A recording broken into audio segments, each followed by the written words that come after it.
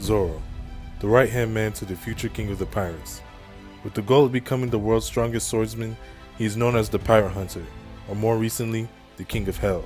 And Sasuke, the last Uchiha, heir to the most infamous clan in the 5 great nations, and lifelong rival to the Child of Prophecy himself.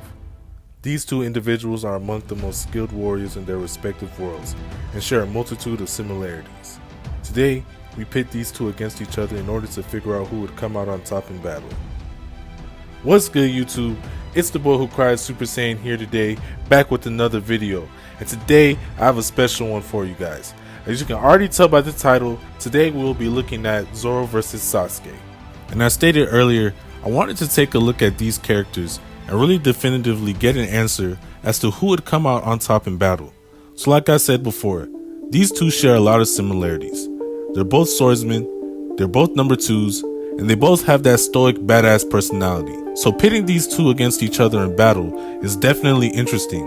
And I think the perfect way to do this is to start by analyzing both of their fighting styles and seeing how they would interact against each other. So I'll start with Zoro first. Zoro is an extremely competent fighter. With his constant training and growth, he would give any fighter a run for their money. Zoro uses Santoryu, or 3-sword style, and he specializes in cutting and slash attacks. Zoro's skill with the sword is second to none. He has trained as a swordsman since he was a child and is proficient in various techniques, and while he is certainly not lacking in raw power, as I'll get to in a second, his proficiency and skill with the sword cannot be emphasized enough, to the point where he can pretty much pick up any blade and be extremely deadly with it, as seen in his fight against Killer.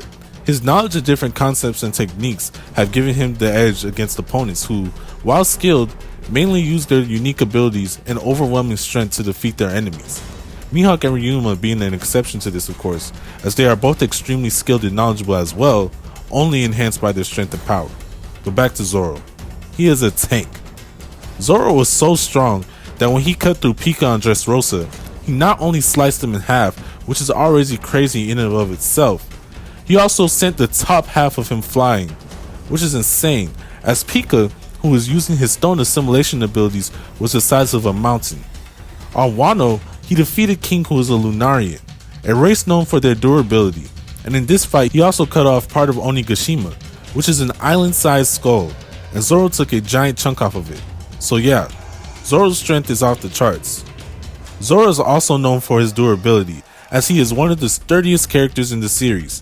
This makes sense as he takes a lot of damage from his fights. As of the time of this recording, Zoro has the best durability feat in the series, as he was able to withstand the strongest attack in the series, that being Ocean Sovereignty. The combined attack of 2 emperors, that being Kaido of Big Mom of course, both using advanced Conqueror's Haki with the intention of killing everyone on the rooftop, and Zoro blocked this attack and survived. So yeah, Zoro's pretty durable. Zoro's also extremely fast, so fast that 100 bounty hunters on Whiskey Peak lost sight of him, and he was able to appear in the center of all of them with ease. He's also been shown to easily deflect bullets with his speed.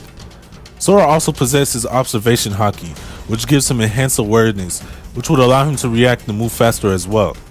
He's been shown multiple times to be able to slash opponents faster than they can react to him, which also showcases his speed. Even being able to blitz and scar Kaido, an emperor with future sight, that being an ability that allows him to peer a little bit in the future.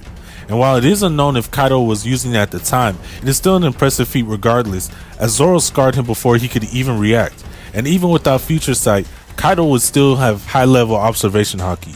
Zoro is also able to set his swords on fire with his speed, as well as cut fire. And if he's fighting Sasuke, that's going to be a pretty useful ability to have.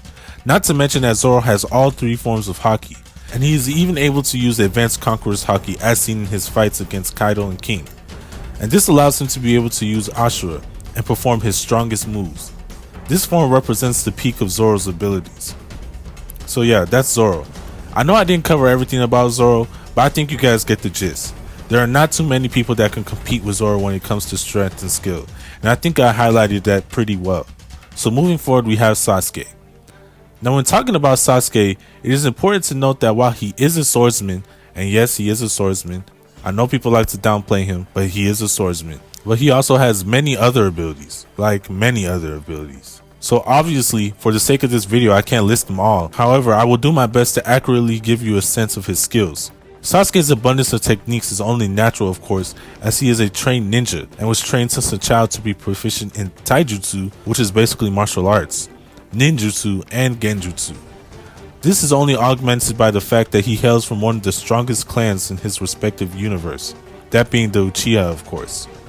Breaking him down further, Sasuke's main trait is that he is a prodigy, and the series never fails to remind us of this, as it is stated many times. Many times. So yeah, Sasuke is basically the Batman of his universe, with his main motivation for most of the series even being vengeance, which yeah, sounds pretty Batman to me.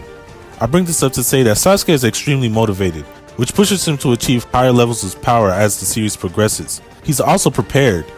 Given prep time, Sasuke has been shown to come up with plans and contingencies to deal with his opponents. Moving back to his abilities, as stated earlier, Sasuke is trained in taijutsu, being highly skilled at martial arts and hand-to-hand combat, as well as shuriken jutsu and kenjutsu, aka sword fighting. Sasuke also has a multitude of ninjutsu. He is equipped in all 5 basic nature elements and yin and yang, his bread and butter being lightning style and fire style, of course. Sasuke often pairs his lightning style with his sword skills in order to increase his speed and cutting ability. His lightning style ninjutsu consists of Chidori, a jab attack that greatly increases one's speed in its base version, as well as multiple variations of it, such as Chidori Spear, Chidori Senbon, and Chidori Nagashi. He also has variations of his base Chidori, which are essentially just stronger versions of the original. Sasuke also possesses the Sharingan and the Rinnegan, which are ocular ninjutsu that grants him additional abilities. With his Sharingan, he is able to see chakra, analyze and copy techniques to a T, and cast genjutsu. Genjutsu being extreme hallucination or hypnosis that are able to trick all 5 of your senses, and all he has to do is look at you. And the time he needs to cast the genjutsu is extremely minuscule. Using his Mangekyo Sharingan, Sasuke is able to conjure black flames known as Amaterasu, which is as hot as the surface of the sun. He can summon these flames almost instantaneously. With his Rinnegan, he can control magnetic forces, absorb chakra and ninjutsu, suck people's souls, has multiple summonings, and summons meteors as well as seals with them.